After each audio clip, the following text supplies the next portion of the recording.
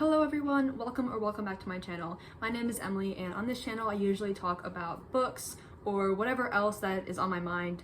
And in the past it's been veganism and atheism. So we're back on that same grind today I'm going to be talking about my story of going vegan. So a lot of people have a really weird idea about vegans, and it's because animal exploitation is so ingrained in our society that to reject it is to reject society almost.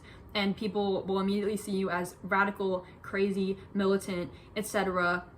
I've been called so many things. I've had very awkward, rude interactions with people. When I talk to them about veganism, I've been active in like vegan activism groups and things. So I have like some experience now doing like communication and outreach with people about the topic of animal rights. So that's why I'm doing this video now, as opposed to last year. I thought about doing a video like this, why I became vegan, why I'm vegan, etc.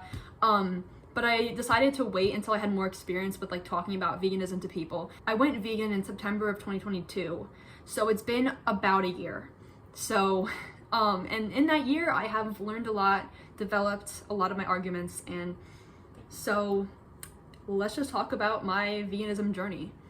So like most people, I grew up an omnivore, ate meat, ate dairy, ate eggs, like pretty much everything. I just didn't think about it at all. It was just like the default fact of the universe, just like for me believing in God was previously.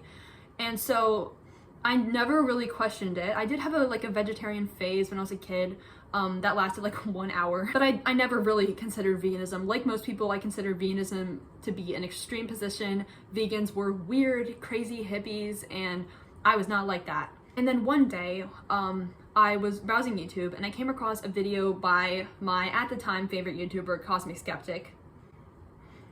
He's no longer my favorite YouTuber, but he was back then. And back then I watched him for his atheism videos. And I on my feed, I came across this video called A Meat Eater's Case for Veganism. And in that video, Alex goes over some of the main arguments for veganism. He approaches it with like a devil's advocate approach, because he at the time was not vegan.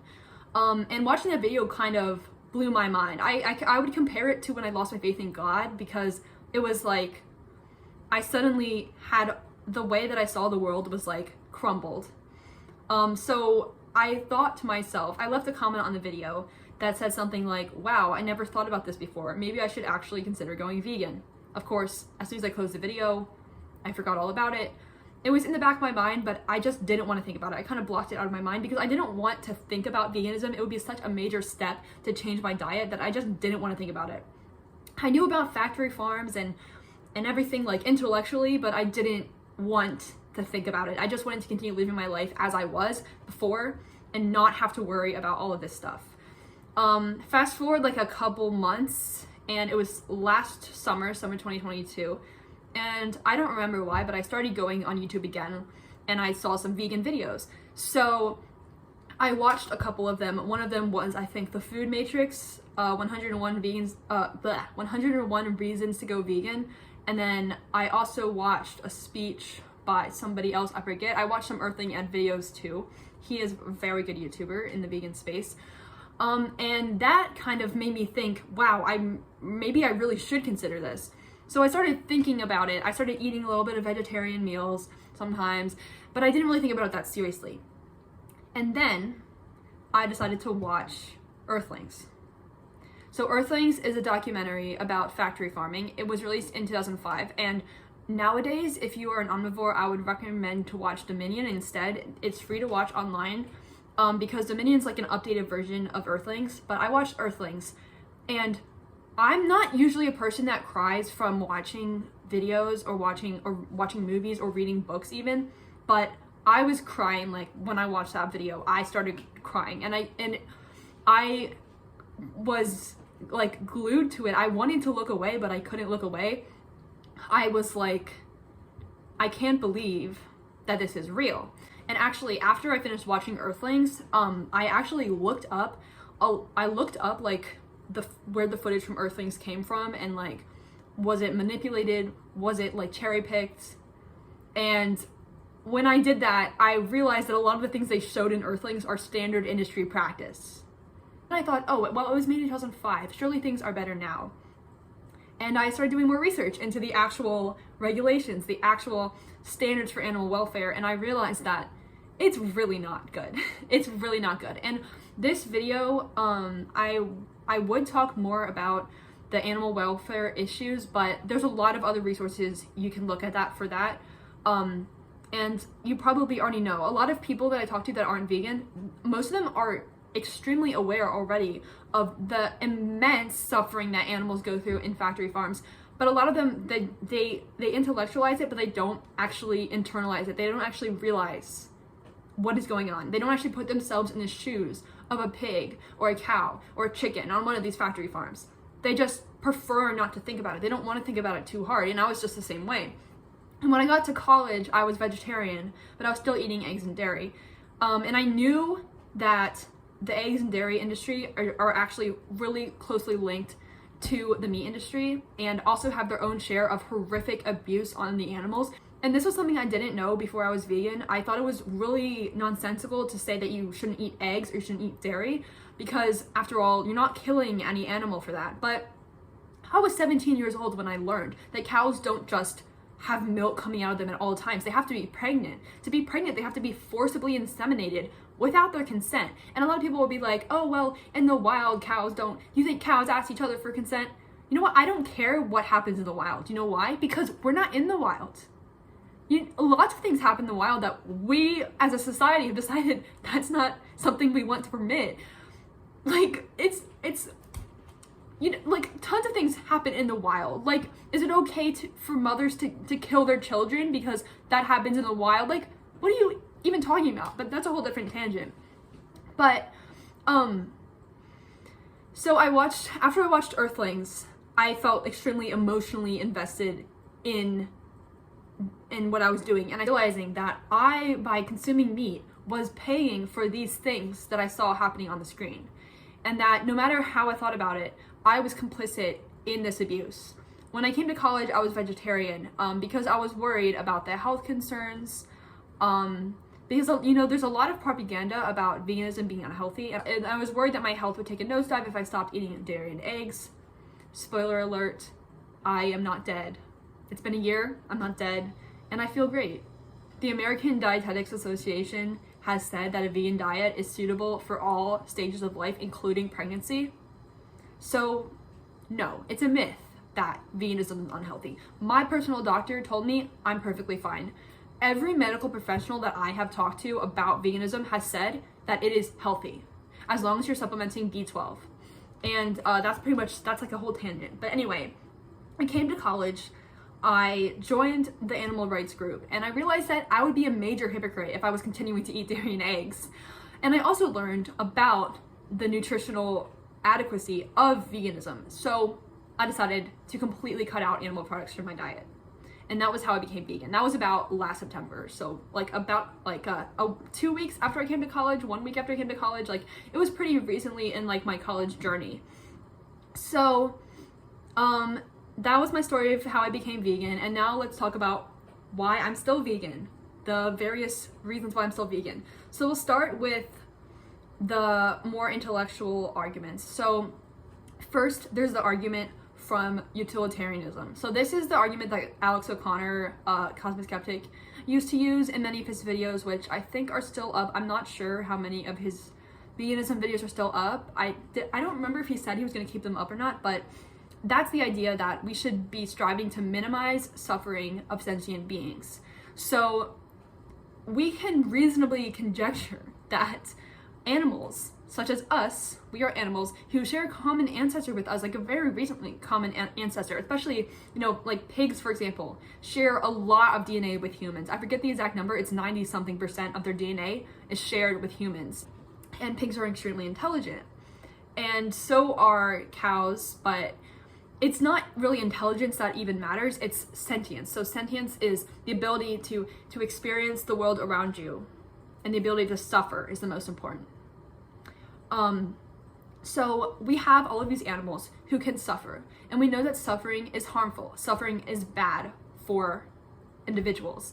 And so we want to minimize the suffering inflicted upon individuals and the suffering that we inflict upon individuals, whether directly or through monetary support. So that includes buying meat. When you're buying meat, you are contributing to all of the abuses that these animals go through in factory farms, farrowing crates, pigs in gas chambers, chick culling, all of that, forcible insemination, taking baby cows away from their mothers, stealing their milk, killing baby cows. Every single cut of meat, of cow meat that you get, that is from a baby.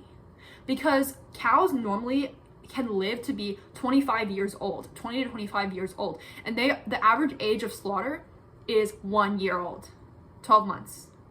And veal is even earlier because veal is literal calves. And the veal industry only exists because of the dairy industry. Those calves that are born to mothers who are in the dairy industry, if they're male, they're useless because only female cows can produce milk. And so those male cows, those male babies, they get sent to be slaughtered for veal. But that's a whole tangent. So the fact is that if you're paying for these products, you are contributing to the demand that keeps these factory farms running. It's all capitalism. They want to maximize the amount of money they make from these animals. They want to maximize the amount of animals that they keep. They want to maximize the production. They treat these individuals, these feeling, thinking, experiencing, suffering individuals as merely products, as objects. Animals are not objects.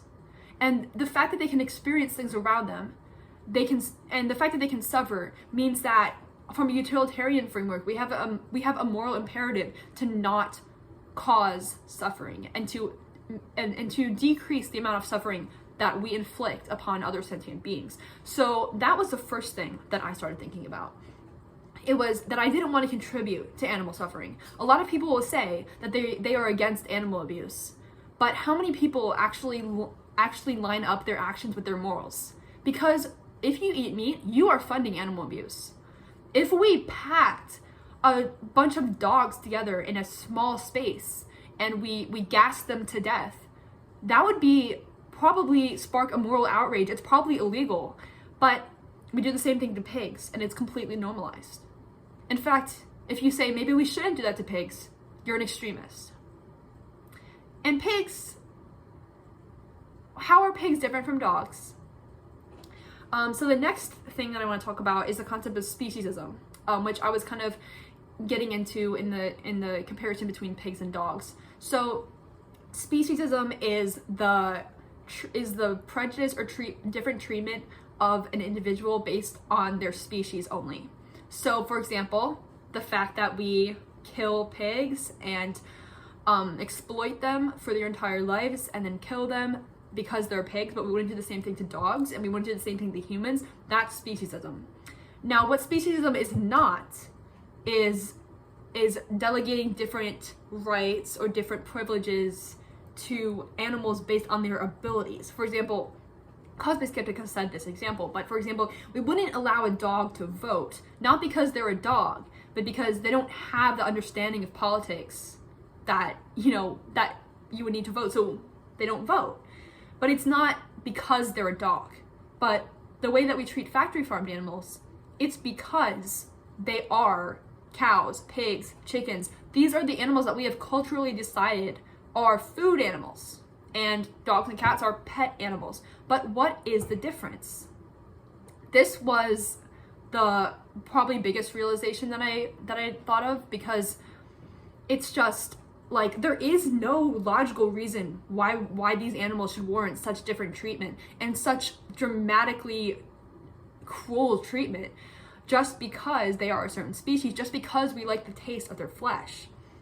The third argument is the argument from rights. So this is the argument that says that just like humans, because they are sentient, animals deserve some basic rights, such as the right to life and the right to not be confined in horrible conditions, exploited for their milk, exploited for their eggs.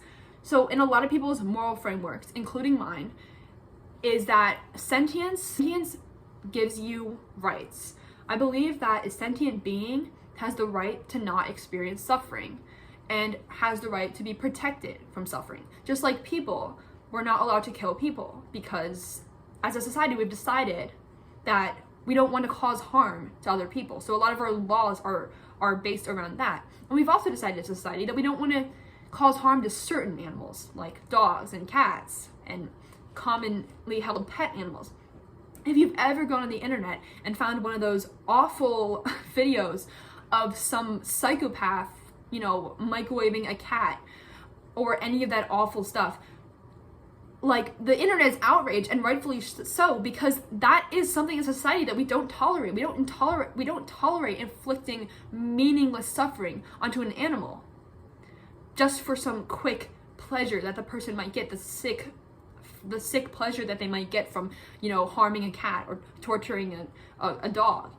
But for some reason, as a society, we haven't made the connection that torturing animals for us to eat them for that 5-second taste pleasure that we get from eating them, when there are so many other things that we could eat, when we can live a healthy, long life without eating any of these products.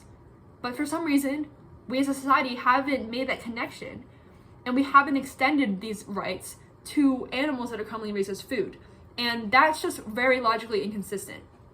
So that was one of the other arguments that made me think hard about what industry I was feeling. And then finally, there's just simply the emotional argument, which I guess isn't really an argument, but this has been strengthened the more time that I've spent around animals, around farm animals. So in my journey as a vegan, and I hate saying that phrase because it sounds like it's about me when it's not. It's about them, it's about the animals. But I have gone to sanctuaries, I've volunteered at sanctuaries, and I've taken care of the pigs, and I've been around cows and pigs and chickens and sheep. And what is almost like jarring but shouldn't be jarring is how much they reminded me of my own dog that I have at home. Because all of these animals, they are not fundamentally different from our pets. They have feelings, they have personalities, and if you interact with a pig or a dog, I mean, like the pigs that I have been around, they will sit for treats, they will beg for treats, they dig around in the ground, they take baths, they roll around on the ground, they play with each other. The chickens play with each other. The cows really have a lot of personality too, and I just can't imagine killing them and eating them because they're not food to me. They're companions. They're on this earth with us, and they also are living their lives. And I could never, after meeting these animals, after being around these animals, and after realizing how similar they are to my pet dog and just how innocent and how sweet they are, I cannot eat them. And what is really difficult about outreach as a vegan and talking to people about veganism is because if you really believe in what you're saying, that that eating animals is egregiously wrong, that we are contributing to so much suffering, it's really hard to have like a calm conversation about it. Because when I'm talking to people, I'm just thinking about the animals that I know, and I'm thinking about the gore footage that I've seen in films like Dominion, and it just goes through my head, and I just think about, I can't believe I live in this world. I can't believe I live in a world where this is seen as normal and where I'm seen as crazy for not wanting to support this kind of thing. And sometimes it's really depressing, and I feel I sometimes have I go into a really dark place sometimes when I think about, this is the society we live in. Most people don't care. Most people aren't going to care, no matter how much you try to convince them. And most people would rather have their morning bacon than, listen to you. And it's just the reality of things. But whenever I think about that, whenever I catch myself feeling pessimistic, I like to remind myself that there's nothing I can do to change people's minds directly. The only thing I can do is to continue advocating for animals, continue talking about veganism to people, and making this video is one of my other ways. In making this video is me trying to do my best. The only thing I can do is continue to be vegan, continue to eat vegan, to set an example for people, to talk to people about it, to remember that I was not vegan for 17 years, and it's only been a year that I have been vegan, and I can't be judging people for doing things that I did just 1 year ago and that I never thought about, because we live in a society where it's so normalized to eat animal products. The Overton window is nowhere close to veganism right now, so to blame people for it is just not a good thing. And so to any vegans who might be watching this video, I know it's really isolating, but I think that we just have to keep trying. And last night, I actually was at a vegan activism event, and I talked to a lot of different people from my campus, and I was actually really surprised by how receptive people were. We had a lot of people stop by. I had a lot of people willing to talk to me about we had a lot of people who said, you know, I want to go vegan, but this is why blah blah blah, I don't think I can yet. And so the amount of people who were receptive to it was really, really encouraging, and I really hope that in the future the world would go vegan, because no injustice lasts forever. And with that, I think that's all I have to say today. I do want to do more vegan videos in the future because it's something that I'm really, really passionate about, and I would like to talk about it more on my channel. Until next time, see you later.